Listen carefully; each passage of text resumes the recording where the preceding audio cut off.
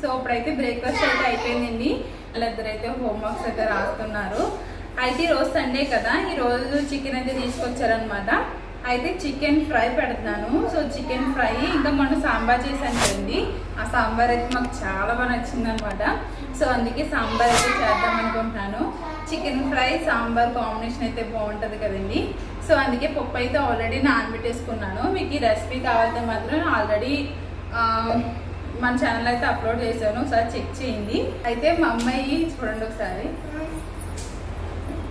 ఎంతకు ఇక్కడ చూసారా, మూడు పిలకలే ఇవ్వమంది అనమాట. సో యాక్చువల్లీ ఏమైందంటే ఇప్పుడే దెబ్బలు తగిలినాయి ఇద్దరికేనే. ఇద్దరినే 2 దెబ్బలు అయితే వేసాను అనమాట. ఎందుకంటే ఇద్దరు అబద్ధాలు ఆడుతున్నారు. ఎవరు చేశారన్నా తప్పన్నా చెప్పట్లేదు. అన్ని అని చెల్లని, అన్ని అని చెల్లని వాదాలు వేసుకుంటున్నారు. అందుకే ఇద్దరికి సమానంగా ఉండాలని ఇద్దరినే వేసాను. అప్పుడు నిజం బయటకు వచ్చింది అనమాట.